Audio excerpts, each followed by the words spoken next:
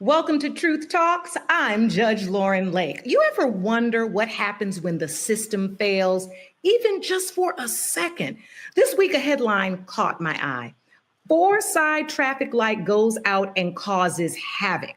One intersection, no lights, and the whole city damn near lost its mind. Now imagine that.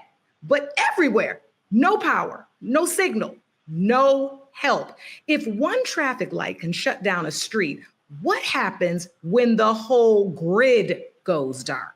Cyber attack, blackout, disaster, whatever the cause, Black communities will be hit the hardest.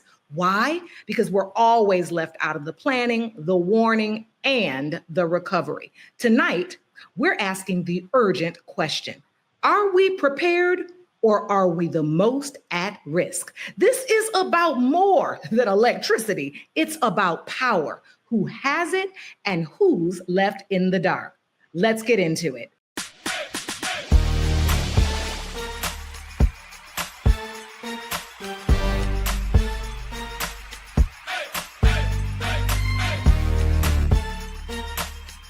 Are y'all ready to roll? Let's go.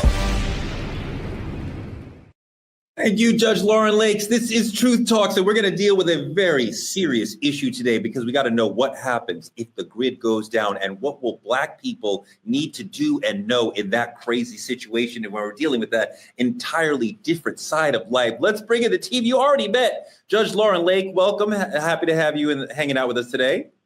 Thank you. Great to be here. And of course, the lost lover boy, Dimitri Wiley. It is a pleasure again, my brother. And Dr. Cheyenne Bryant is here with us as always. How are you? I'm good, Torre. I could have got a better intro, but listen, I'll do it myself. What's up, Doc Squad? It's Dr. Cheyenne Bryant, because my brother Torre wants to act like, he is out of the doghouse, but he's still in the doghouse. I'm out, though, and I have the key to his doghouse. Listen, y'all, we got topics today. We're going to cover some good stuff. I don't want to really hear anything Torre has to say, but unfortunately, because he's my co-host, there's just some things I'm going to have to listen to and try my damnness to not agree with. Okay. All right, let's do it again. And also, my co-host, Dr. Cheyenne Bryant. There we go. Okay. He's halfway out the doghouse, y'all. Halfway. Only partial.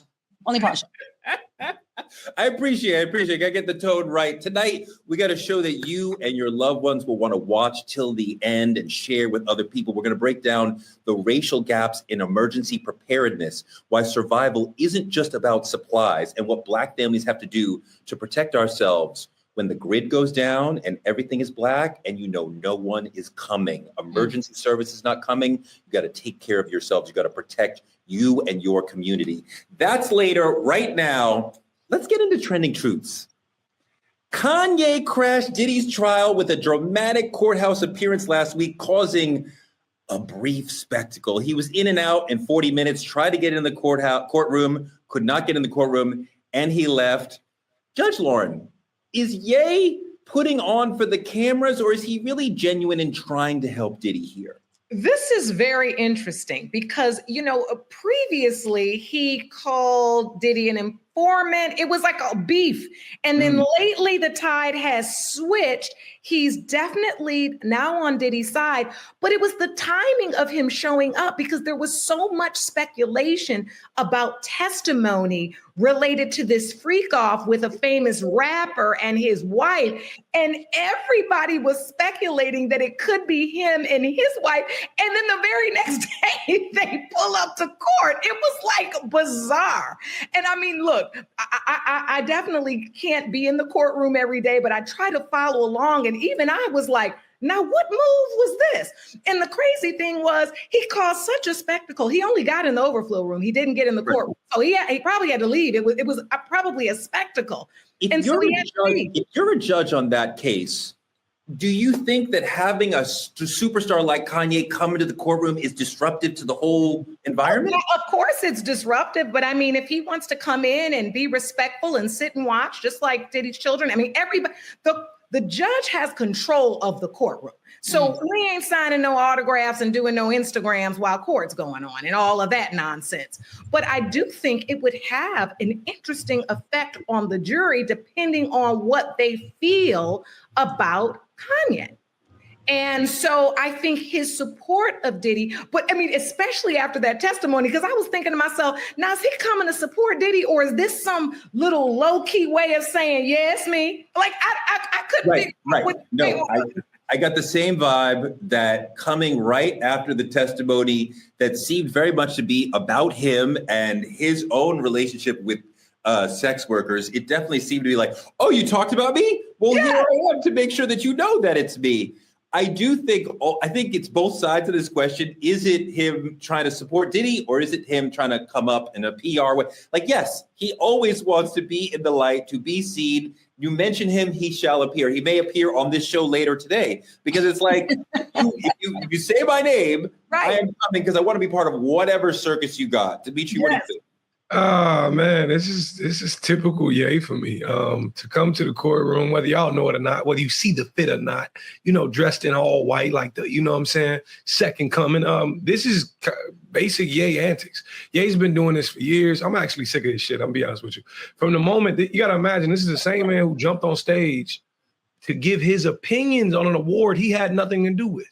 My opinions matter this much. You say what, Tori? You like his music? Do I still like his music? I ain't like the song since like 2010, but that's just me. I think there's an ego inflation that Kanye walks around with, and it's clear and evident when you show up to a courtroom that has nothing to do with you. And don't get me wrong, I know his name may have been in it, but if you're not summoned, then they don't want to hear from you. There's a reason you didn't get in. See, I respect the loyalty. If this is some loyalty we talking about, I respect that. But as a friend, sometimes you got to know when it's best to speak loudly, and sometimes you got to know when it's best to sit down and shut the fuck up. But What do you think? That's just me. I think I absolutely love what Dimitri said. If you ain't summons, find something else for your ass to do. Yay. This is typical narcissistic yay. It's like, if it's about me or if it ain't about me, I'm going to pop up and make it about me. And since I was told, not summons, I was told, y'all dropped the yay bomb in the courtroom, I'm going to show up with, I know y'all keep saying wife. I was under the impression that they were divorcing or separated. No. Lord have so they didn't reconcile? No, fake news. They're good. Oh, fake news. Okay, thanks. So, okay. So my point is that showed up with the wife to kind of put a stamp on, yeah, y'all said it would happen back in January with a big celebrity's wife who had a birthday in Vegas. We know Ye and Bianca's birthday is in January. Ye and Bianca were in Vegas in January. And we know, not fake news, they were having some pretty nice freak-offs, threesomes, foursomes, swing, or whatever you want to call it. And Torre, you might like this, my brother, and I'm going to wrap on this. Oh, boy. I got some of my information from going to your Instagram page and your TikTok, listening to you cover this story. Hold on. You ready for this? I'm about to drop a bomb. Hold on. I hate that I'm saying this. I'm going to whisper it because I hate saying good things loud to you. Great job, brother. That's it. That's all you get. That's all you get. Thank you, sister. No, I was on your Instagram and I saw you with your nephew at the graduation, and it was so beautiful. And the pride and the joy as an auntie in his big moment, I appreciated that. So, but I do think that Ye wants the light in any imaginable way, whether it's look at me, I'm anti-Semitic, or look at me, I'm hanging out with Diddy when he's going through his shit. Like, wherever there's light, I want to be there. So I'm a little thrown off, but like, yeah, they were, Lauren, it was really kind of heavy because it doesn't really have anything to do, maybe it does. I wonder, well, actually, let's ask the question. What does it have to do with Diddy's trial for somebody to say, I was with somebody else and Kanye having the same sort of wild sex party that we're talking about over here with Diddy? Okay, wait, I want to understand your question. You mean, does it help Diddy's defense that he was with Kanye? Yeah, because Kathy's saying we did freak offs. Well, Jane saying we did freak offs, but then Jane saying, I witnessed Kanye and others as part of a freak off that Diddy wasn't even at. Well, right. So that kind of says to the jury, right, that we're not the only ones doing this. He's not the only one doing this. This is commonplace. A matter of fact, these things go on even when Diddy isn't there. Now, she was, of course, walking the line. Like, that witness was a little bit off. Like I said, I'm a former criminal defense attorney, so I was really trying to figure out here, it was feeling like a defense witness, but they did get a lot out of her. I think just what was pronounced in her was the fact that, she definitely wanted him to be hers. Oh, this hair is doing what it want to do. You should get some hair maniacs because it's exactly where you want it to be. Yes. Right, Doc? You and Torre got the curls pop, but hair maniacs could definitely save the day. Let me tell you. But I will say this. I do think there is something that speaks to her almost saying, this is a thing. This is what we do. This is not unheard of. However, that doesn't necessarily negate the fact that there may have been times when it was coerced, manipulated, when they don't want to do it. So that's where it gets kind of odd and people don't understand. It's similar to rape in the sense that, you may want to have sex 32 times, but if on the 33rd time you say, no, I don't want to do it, and people close you up in a room or threaten you bodily harm or something, that still is considered a rape. Going back to Ye, I do think, though, in terms of the jury, if I was the defense, I probably would have want him to get into the gallery and get to have a seat.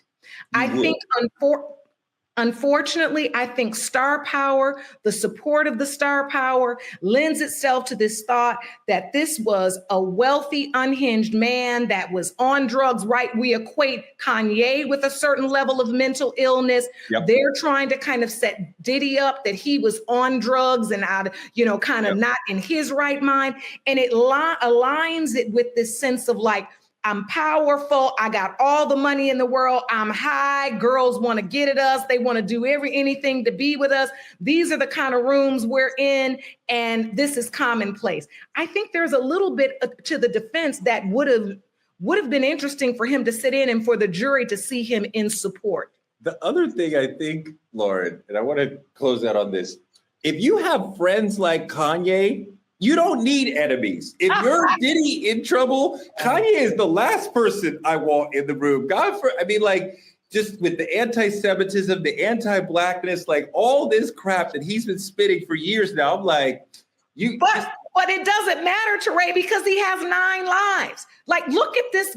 He amazes me with the way he continues to enter the media space, and people still regard him as some iconic superstar. Despite everything he said, there's still this feeling of, and whether you like it or not, that's Kanye. Yeah. And they're interested in him and they want to know what he does. And there is a certain Star Trek. If we want to break it down real quick before we get off this topic, look at what women are doing, right? And look, I'm a former criminal defense attorney, so I see this.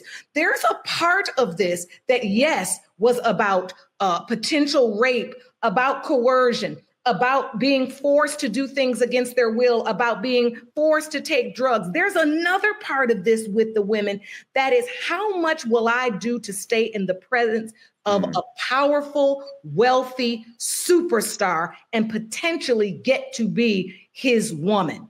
Yep. Yeah. And I think despite everything Kanye has done and said, people look at the courtroom, the whole news cycle turned to Kanye that day. It sure did. And you imagine that if he gets into the courtroom, that potentially has an impact on the trial in some way, jurors distracted from testimony, what have you. Mm-hmm.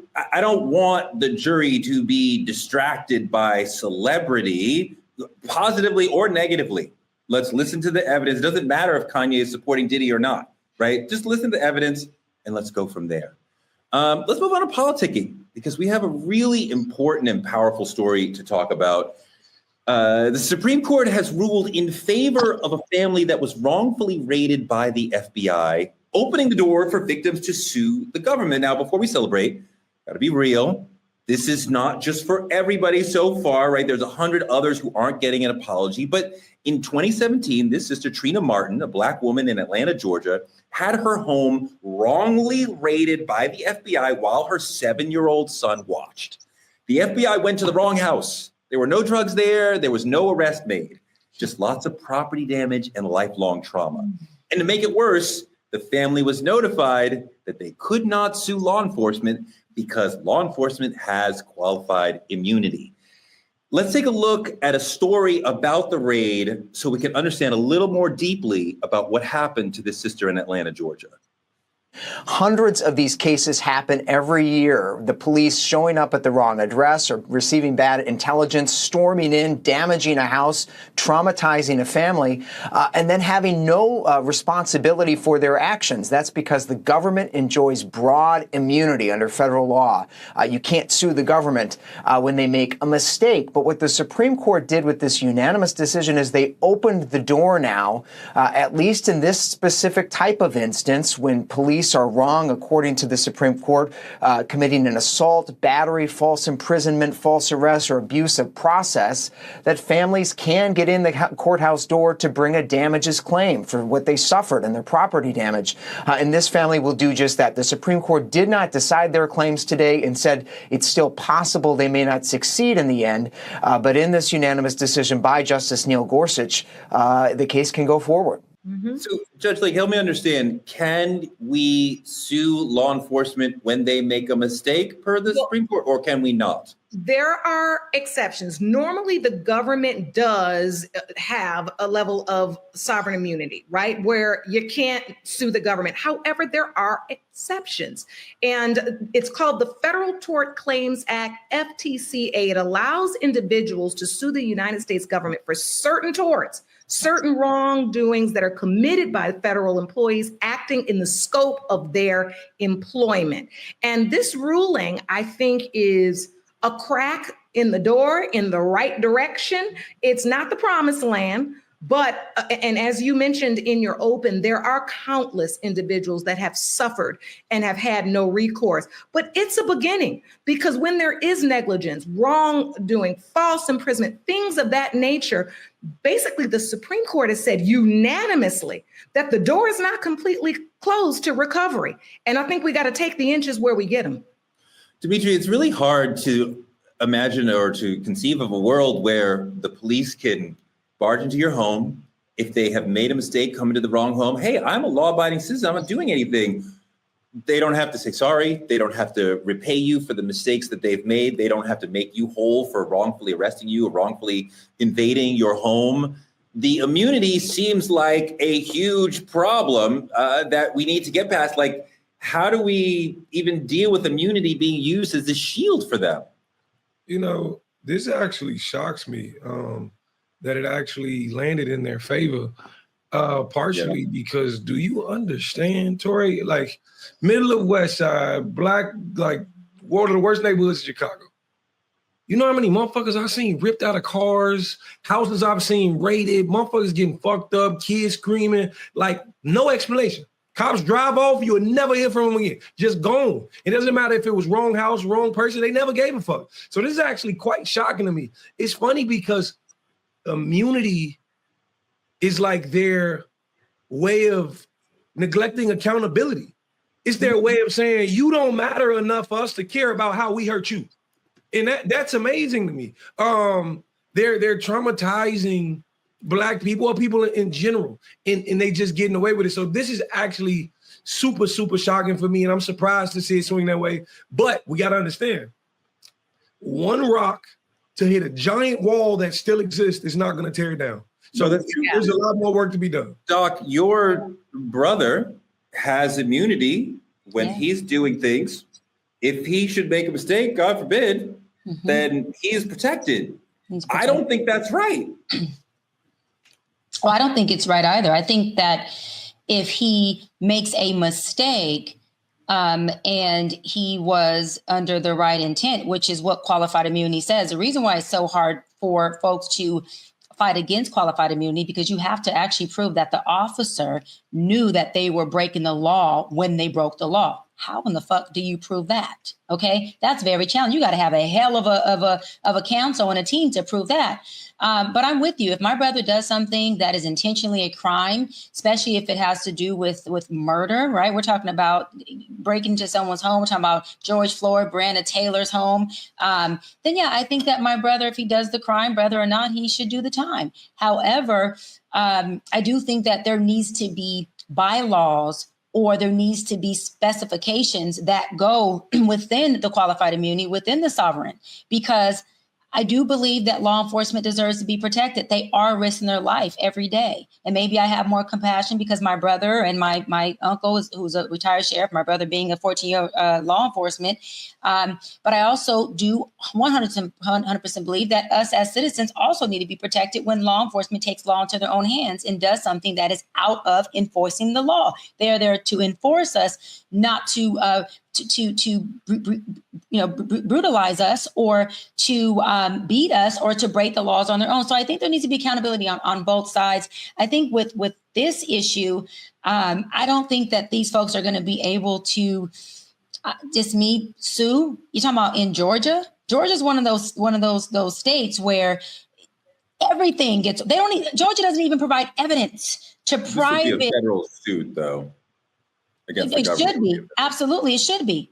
But they're protected at the federal and the state level, as Judge Lauren just said. A qualified immunity is federal and state, but then sovereign is totally state. So there's a gridlock there. And then in the police bylaws, it also protects them not only with qualified immunity, but their bylaws as law enforcement also has a secondary layer of protection for them. So technically they can do whatever they need to do, and they're not held liable. And I'll land on this. Even if they are held liable in the sense that they get fired from that police jurisdiction, guess what? All they have to do is go get hired in a whole other jurisdiction. So where's the protection at? It doesn't matter if you put in a complaint or there's a lawsuit. They can just go get hired somewhere else. They still get their retirement. They're still able to have employment and do the same damn act to a different community that looks just like us.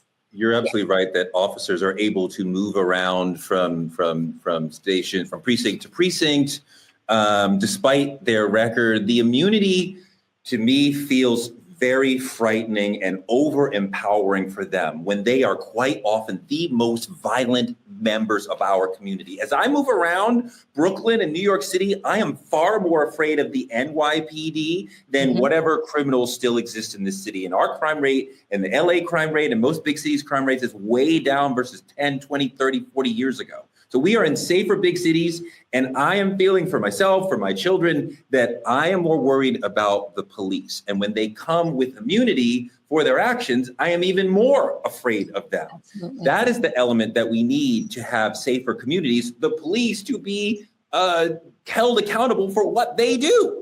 And what you're describing is community policing. We don't have community policing anymore. We just have police officers that come in, they enforce the law, and they also take advantage of their authority. Community policing means we know our officers who are policing our communities. We know them by name. We can say hello to them. We're not just only engaging with them when we're calling 911. What happens to being at the stoplight and saying, hey, to the officer that you always see police your community? What happens to being at the park and seeing police presence and the kids know that's Officer Williams or Officer Brooke?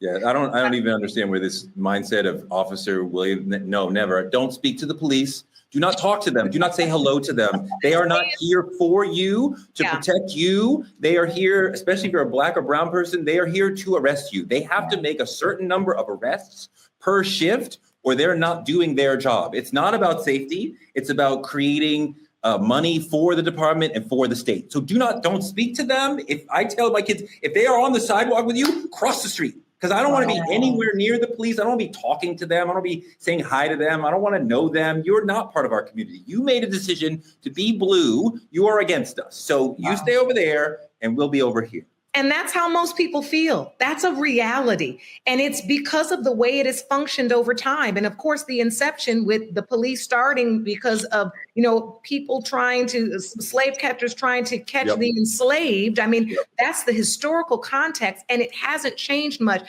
But to Dr. Bryant's point, if we do want change, that's what's going to happen. There's going to have to be goodwill from that side poured into the community. But it doesn't help when you see ICE running around with looking like they cowboys Military. and like we used to play when we were kids with the thing up here and looking crazy. And I'll say this as well, as a mother of a Black son, it is problematic to me that if he was in trouble, I would think twice, right?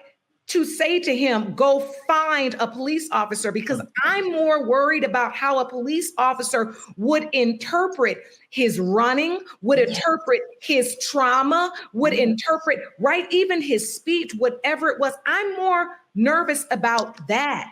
And last thing I'll say is we have more traction talking about parents being held responsible for the actions of their kids than we do about the police being held and being able to be accountable for their misconduct. There's more traction on that than we get on dealing with this qualified immunity issue.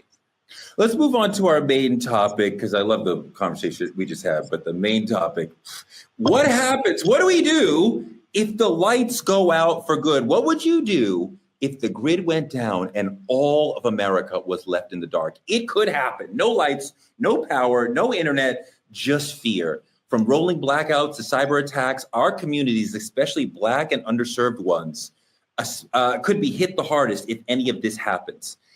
What does survival look like when the lights go out, when systems fail and the government isn't there to help us? We are going to break down the racial gaps in emergency preparedness, the hidden costs of being left behind, and what Black families can do to stay ready. So what do you do if the grid goes down and all of America is left in the dark? No lights, no internet, no power, and no government coming to help us get out of this. That is a situation that could absolutely happen. And especially in Black and underserved communities, it could be a catastrophe.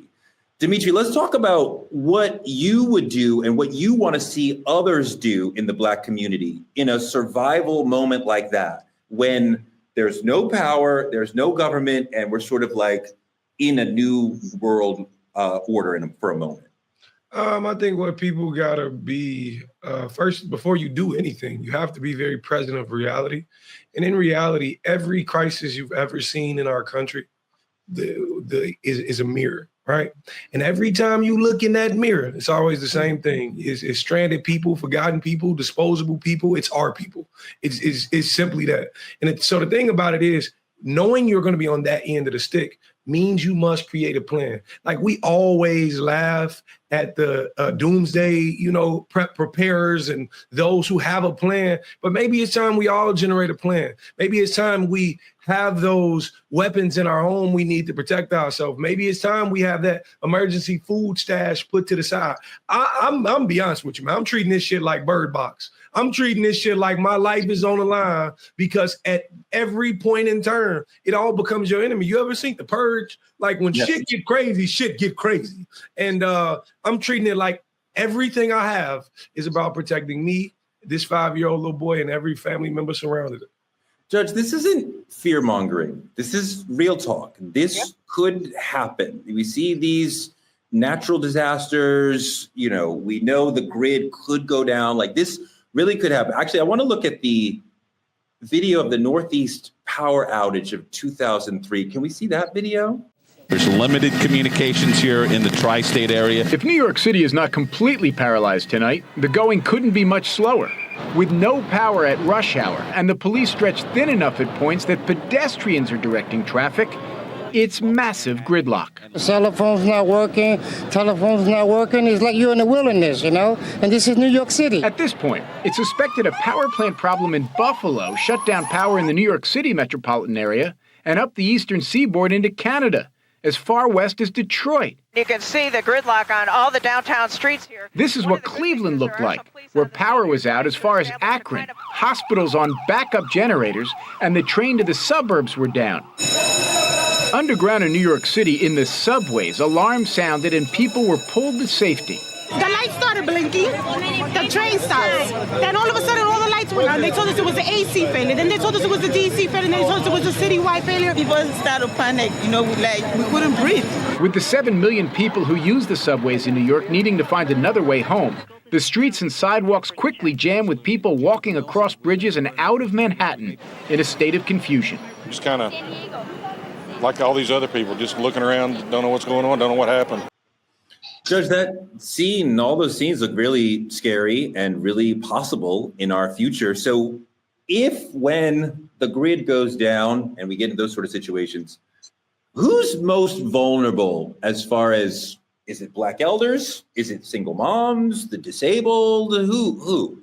I would say the elders and the disabled. I really would. And I think it deals with mobility. It deals with the fact that many of our elders are in senior homes where they need medications, they need medical treatment. But if I'm being very frank, Black people know how to survive. We just ain't really ready for this.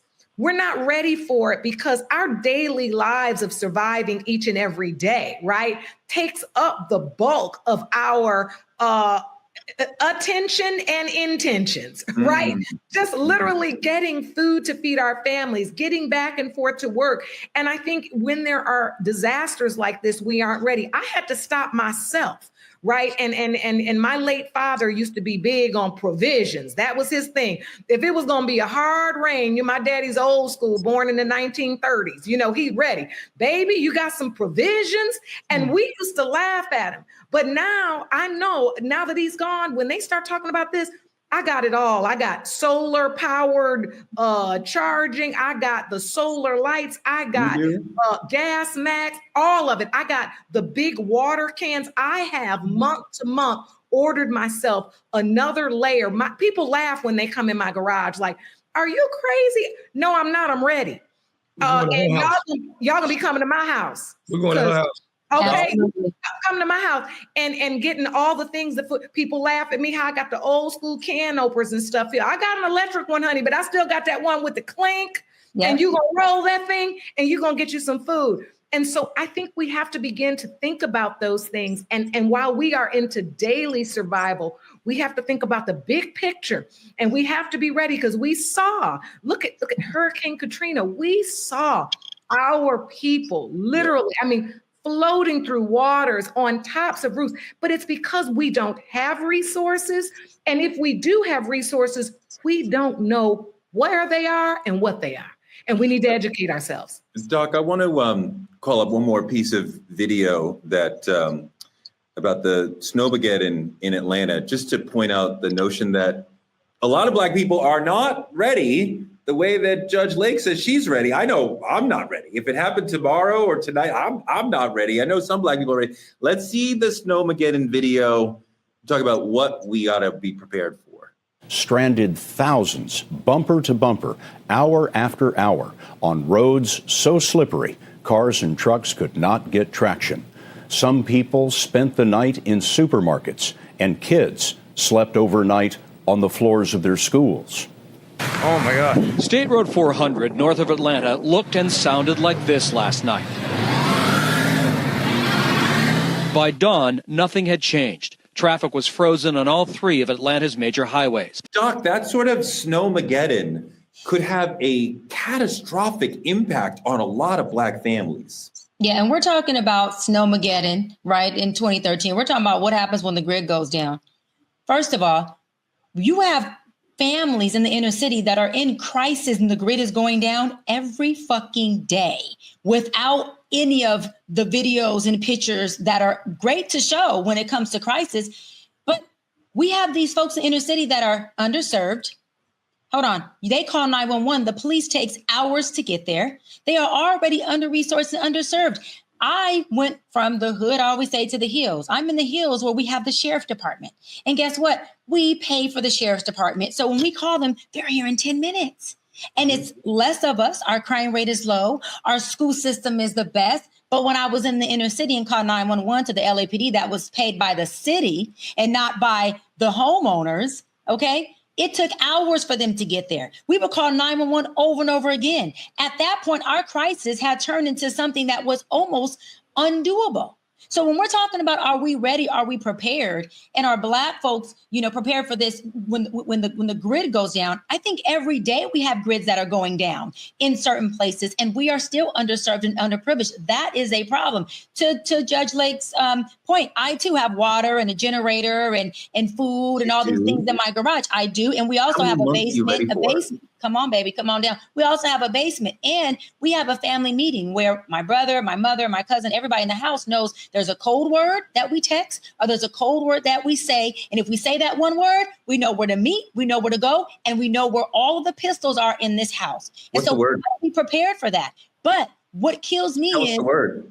I can't tell you the word, because if you come in his house, hooray, it's gonna be your butt. You will get shot. You will get shot. But I want to land on this. What breaks my heart and makes me upset is we talk about these big crises, right? Like COVID-19 was a crisis that happened globally. We talk about a crisis that happens like the Snowmageddon, the Hurricane Katrina. But those are momentarily crises. We forget to talk about and address the crises that happen again every single day in the inner city, where people are underserved and underprivileged, and they don't get access to paramedics. They're not getting access to the police coming and showing up, and they are having to take matters in their own hands every single day. There's a crisis in one of our Black and brown communities, and it may look like a Hurricane Katrina is bigger to us because we're looking at it on TV, but for them, that is their Hurricane Katrina. For them, that is their Snowmageddon. So we have to do better on a daily level and not just look at it like when the grid goes down, what do? The grid is going down right now while we're filming this in somebody's neighborhood, on somebody's block, and in somebody's community. We got to address that issue. Dimitri. You know, looking at this whole Snowmageddon thing, it's funny to me because, you know, I'm from Chicago. We receive snow all the time. This was like 2 inches of snow in Atlanta, like 2 inches. And imagine 2 inches in your whole fucking city collapse. Like, imagine sending your son to school and he never come home because he's sleeping on the cafeteria floor with no food, no blanket, no nothing. Like, this is crazy. But to me, it's not just about snow. This is the government not moving quick enough. Like, this has more to do with the structure of what we should have been prepared for that we were not. And you see how everything around it collapsed. Like, it's crazy. Motherfuckers were stuck on the highway for 24 hours. People were sleeping in their cars, but you ain't have no roads that was pre-salted. You ain't have no there was no preparation on the government, and I think that's the bigger problem. I want to look at this Snowmageddon video and just point out just how hard some of these moments can be for people, for Black people in specific. Let's look at that video real quick. Flurries began before noon yesterday. Ice soon followed. Schools, businesses, and government offices closed early and at nearly the same time. In less than an hour, traffic went from 20 miles an hour to a standstill. Salt and sand trucks could not get through to treat the roads. In Fulton County, 99 school buses filled with kids were still on the road at midnight. At least 2,000 other students spent the night at school. Dimitri, that is so sad that all those people had to go through that incredible disruption. I'm pleased that some of the institutions, like the schools, were able to stay open and provide a place for children to sleep, you know, long after school hours. And I imagine there's some other ways that the community was able to come together, because I think that we expect the purge to happen in these sort of situations. And I think inherently deep down, most people are good. And most people would say, we need to create a community. And somebody like Lauren would have all the stuff and would say, I will share my water with the other people around me, right? I will share my knowledge and my flashlight and my power and my space, because they would understand we got to come together. You can't be selfish in these situations. Now, I imagine some people will be selfish. But Dimitri, I think most people will want to come together to help their neighbors. You know, that's most people. I think what's to you have to consider in this point, if it wasn't a day thing, if this was a week thing, a month thing, something they never found an answer for, this shit turns into the Hunger Games, Torrey. I don't know if you ever been, you know, starving with nothing in your stomach, but all morals go out the window. That's where crime gets high. And people lose sense of like helping the next because they're only concerned about themselves. So I think that plan or lack of a plan by the government not knowing when to evacuate schools or how to evacuate schools or how to get people off the highway. If this was something that lasted longer, which we're talking on a global scale, and it's actually having like a blackout or something like that, this could be crazy.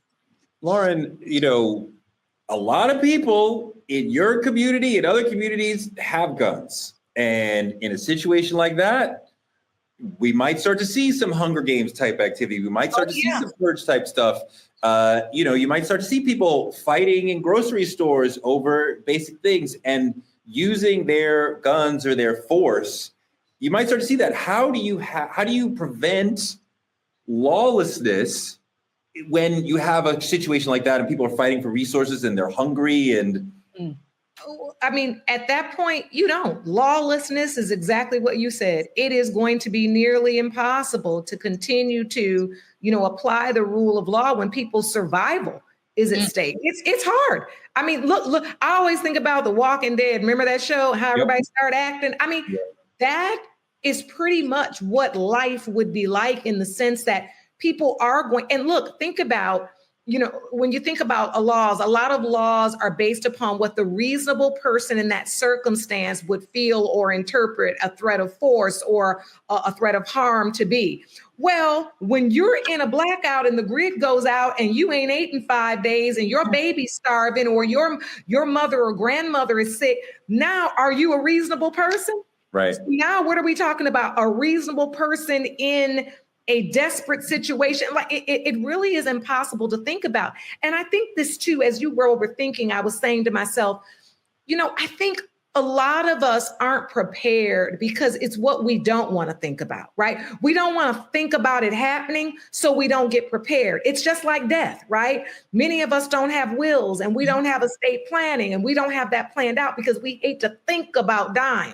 And I think that's one of the things we have to do better about educating our community about. It's not about whether you want it to happen or not. It's the fact that if it does, when it does in terms of death, that you're ready in some way. Or to Dr. Bryant's point, you at least have community structure, right? A community there understanding, where do I go for this? Okay, how do I go for this? And then our churches also have to show up because I remember, was it Texas? When was it the tornado, hurricane, and the and then one of them churches, honey, one of them mega churches. I'll call it. No, we gonna call it Joe Osteen. We gonna call it Joe Osteen. I couldn't remember. I'm glad you remembered, but I knew it happened because I remembered the doors was locked, honey, to the church. I mean, what supposed to do? Who would have thunk it? Ain't the church supposed to be there for the people in places? Go ahead, Doc. In the Lord's house, I was going to say, like I've said many times on True Talks, is, the best and quickest way to inflate and increase crime is to deprive people of their resources. I say that all the time. You want people to be upset. You want them to be angry. Do what you do to us every day. Put us in communities where we have no damn resources, where all we have is liquor stores. We're limited to the things that can give us a great quality of life, which a great quality of life is a human right, in my opinion. Take, for example, COVID-19, when we're talking about the purge. COVID-19 was the closest thing to a purge that we had. Everything shut down. And this is what happened in COVID-19. Testing centers were only available in the upper class white communities. You know how I know? That's nationwide. Because myself and Mayor Robles, which was the mayor of Carson at that time, we built the very first testing center in the city of Carson at the Carson Convention Center in a Black and brown community, the very first COVID-19 testing center in the nation. And people were going crazy. We were on every news station talking about it. Masks were not available to the Black and brown inner city communities. When they became available, it's because organizations, NAACP, Black Lives Matter, local organizations, started to get donations and started to get these masks and bring them into the inner city. Okay. The only thing they wanted to give to us first was the COVID-19 shots. Why? That's a whole nother episode to talk about that. But my point is, when we had the purge, COVID-19, why do we have no access? Why do we have no resources? How come we didn't even have testing centers to see, do we have it? How do we have to quarantine? It was only in the wealthy white freaking neighborhoods until myself and the mayor put the very first one. And then, which we have to do, take leadership. Every other community started to replicate our blueprint, which I'm glad they did. But there was no fucking testing center for us in our inner city and in our community. I appreciate your leadership in that situation. And you need folks who are going to be able to say, I'm going to do something bigger than for myself. I'm going to do something for my community. Sometimes we don't have that. I want to run another video that shows people dealing with a crazy situation and how when there wasn't leadership, things went a little left. Let's roll the video. Debris fills part of the street after a car slams into the side of an SUV. The crash happened in the middle of the intersection at Highway 67 and Poway Road. The traffic lights had no power. Moments after the crash, Good Samaritans run through the busy traffic to assist and call 911. A lot of these people have been coming to this intersection for 30 plus years, and however long there's been lights here, they have an expectation that when they get here, it's going to be smooth, flow traffic. So when the lights go out, yeah, I mean, I think it's a hazard. Emergency crews were on the scene in less than 10 minutes. Early Thursday morning, traffic backed up for about half a mile. Many drivers confused on their turn to go. Deputy Nicholas McGregor was out directing traffic just as the morning rush started to pick up. In the morning when it's super dark out here and people are just waking up. About 2 miles south, signs posted alerting drivers of the outage. This is a look at Scripps Poway Parkway and Highway 67 after the power was shut off at the intersection Wednesday night. There was a collision there due to confusion with the lights being out. A car slammed into the back of a truck before bursting into flames. No one was hurt, but hours later, traffic continues to back up following the crash. The sheriff's department says there's only about 2 hours of battery life on the red flashers after the power goes out. They try to put as much signage out for drivers, but drivers should continue to remain cautious.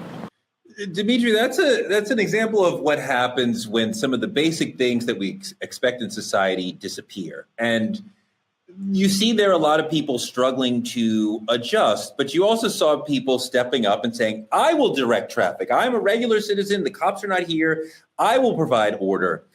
And I think when people are shocked, they're going to respond in a bunch of different ways. But as soon as the people realize, oh, this is our normal now, that they will start to come together and leaders will start to emerge and say, here's the things I believe deep down. And I keep coming back to this, that our better angels will come out in a crazy situation like that. And most people will not behave in horrible ways. Some people will, but most people will. I think if you took us and just dropped us in a whole new situation, we would create a civilization. We would not just kill each other till there's one person left. What do you think? Well, to a degree, I'll agree with you, but I believe it's changes per location. I believe it changes per what part of the nation you're looking at. Us in the hood, nah. Ain't no leaders coming to the rise. I don't see it happening. You would be the leader. Listen, you would be like, hey guys, I we need to do this. I love my hood, but this little baby I gotta protect is far more important than me navigating traffic. I gotta make sure this little kid that's just me personally. But the thing about it is, I think we're looking at something so minuscule compared to something so massive. That's a traffic light going out. And you see how people react then. What happens when 911 does not answer the phone? What happens if there's no one to contact when life is in danger? That's a bigger problem. And yes, eventually we can cultivate something where leaders step to the forefront. But in times like that, it may be dire need to where you may never get a leader because everything was burned down already. Lauren, we have government quite often unable to respond effectively in these situations with the speed, local and state and federal, with the speed that the community needs before it sort of starts to fall apart. We have hospitals will get overwhelmed, first responders will be overwhelmed. I mean, like in a major catastrophe like this, like we're talking about, something happens in Puerto Rico and we have this asshole go down there and it's so disrespectful. This whole photograph triggers me because he's so disrespectful to these people. But in situations where Black and brown people are put in trouble and the government is not coming for them, you're already halfway there. What do Black people need to have prepared in case something like this happens? Something like what happened to these folks in Puerto Rico, or what happened with any of these situations where normal life is no longer possible? We need to have information and we need to have installations, right? Information, meaning we need to have a way that we are informed. Do you even know where you'd go if this happened? All the lights went off in the house. You want to get information. Where's church? Where are you going to go to a certain leader's house? As Demetri said, who going to be the leader? I don't know. We already don't trust the government as it is. Now, when this happens, are we trusting anybody? Who are we going to trust? And more importantly, how are we getting information? Ain't gonna be no social media. It's not who printing the paper when how does this happen? I don't think we can really wrap our minds around it. So I say information and installation. Information means get informed now about what will you be lacking. I think COVID did teach us some things, but I think in many ways we've been so busy about trying to get back to the business as usual. We've forgotten some of the lessons that we learned there when there really was just nothing to do, but we still had electricity. So right. And then when I say installations, I mean, install some plans.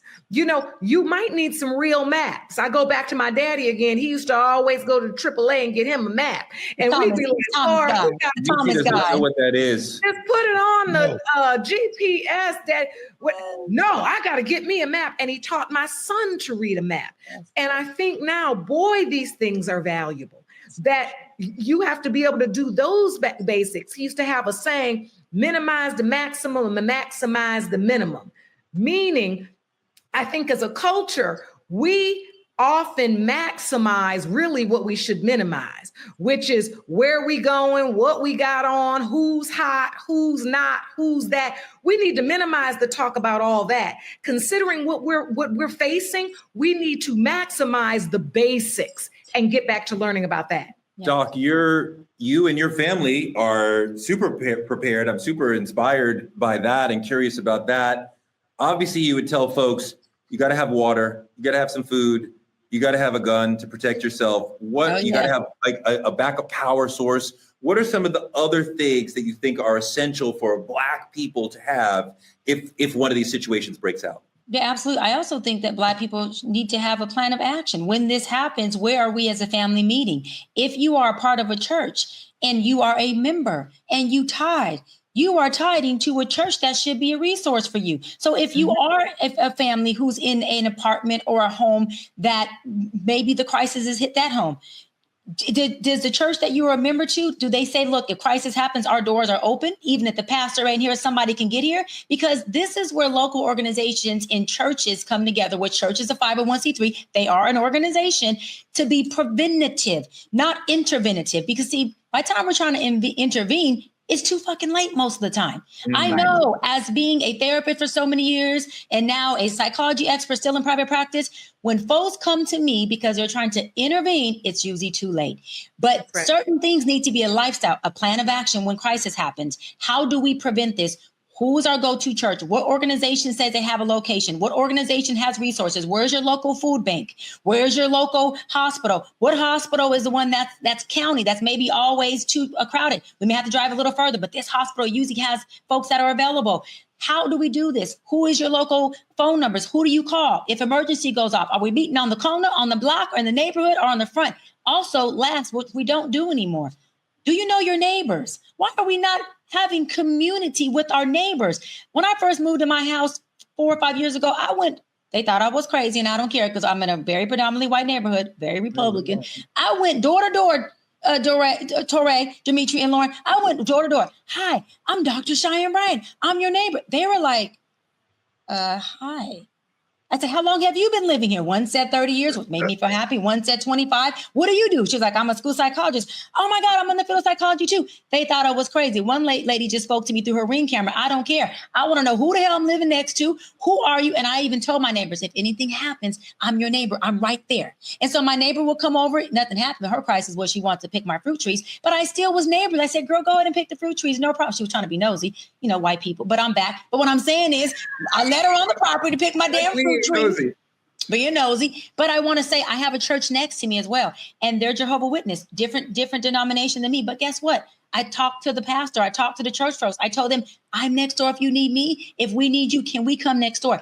Why are we not neighboring and loving thy neighbor and communing with our people so we know exactly where folks are, where we can go, and offering our refuge, our home as a refuge, and our resources to our neighbors as well? That's what community is. I appreciate that. I love that. That is what community is. Yeah. Dimitri, what other ideas, what other advice do you have for Black folks who are listening to this, who are saying, well, what do I need to have? Because they may run into a situation where, the local Walmart is not able to serve them, or the local Piggly Wiggly is not able to take care of them because, the grid has gone down or what have you. Piggly Wiggly is crazy. That's first off. But like to Dr. Brian's point, build a network, a survival network, not just your following, because you ain't gonna have Wi-Fi to get on the internet. Build up with your phone book. You got to learn to memorize some numbers. I still know my grandma's house phone number since from when I was in kindergarten. Same house phone. Build up your network. The phone may not even work. You know what I'm saying? It all depends on the crisis we living in. But stock up on everything you can, from rice to beans, canned goods to water, flashlight, batteries. Every single thing you can get your hands on that your grandma and granddaddy used to use back in the day is very valuable right now. A map, I'm talking about everything. Learn how to patch wounds. Learn how to cook from out of gas. Like, learn how to purify water. It's things you have to do, because this ain't just YouTube. You're not going to be able to look up how to do it on YouTube when the time comes. You're going to need to know right then and there. And like I spoke about earlier, I got that little 5-year-old boy I want to protect. That comes first. I will secure my family, then I will secure my block. After you've made sure your family was safe, look outward. Help other people. Help those people in your neighborhoods. There's people who are already homeless. So imagine how further this sets them back when you have nothing to give to the people you've been helping every day. And the last thing I could tell you is stay calm.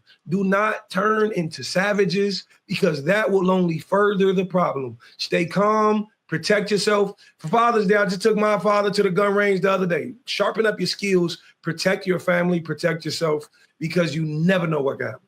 No, that's a really beautiful point. And, I don't know what I would say to this good brother. If I was talking to him, he probably could tell me some things. But I just want him or me or us, if we get in these situations, these almost apocalyptic situations, the mindset has to be right, that we are in a community. We have to be there for everyone in our community.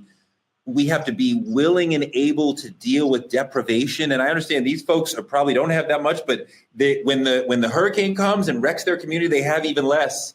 And we have to be able to deal with the idea of like, okay, things are going to super suck for a while, but we're going to pull through this. There will be another side. There will be light at the end of this tunnel. I will take care of my children, my elders, my wife, my husband, whoever, and get everybody through this. Because if we deal with our emotions, we can deal with the deprivation longer. We can deal with harder things if we're not emotionally eating ourselves up. So I just hope that we can make a promise that, God forbid, we get into a situation like this. Yeah. We would tell ourselves, I'm going to be good to my neighbors. I'm going to make community with my neighbors. I'm going to share with my neighbors, and they will share with me. And together, as a community, we will get out of this. But I pray that none of you have to use this advice, but I think it is excellent advice to have, because there's a chance that we 100%. Could end up in this situation. Yeah, and lastly, really quick, the moral support that comes with having community, with having family, with having somebody you can call. I think that we don't put enough value on that. Of course, external resources are needed, but me being able to call my sis Lauren and have a conversation about a crisis, that moral support gets people a lot further than we tend to let be had. Knowing that my neighbor got my back, I know Maria's name, I know I knock on this door, I can do this, they know me, there's familiarity, there's comfort there. That plays a big role in how you survive your crisis. It really does. People alone will wither, even with resources. Imagine how they will wither without the resources and the moral support of their people and community and family.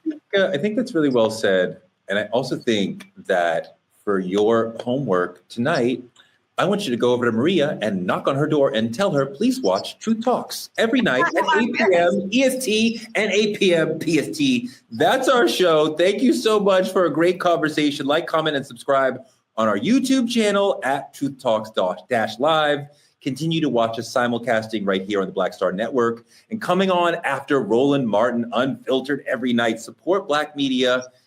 Cash App at Truth Talks Live, or any of the links on the screen. I want to thank our supporters, Juanita Motti, Kyla Carr, and Benjamin Gomes, for their weekly support for the show. We really appreciate it.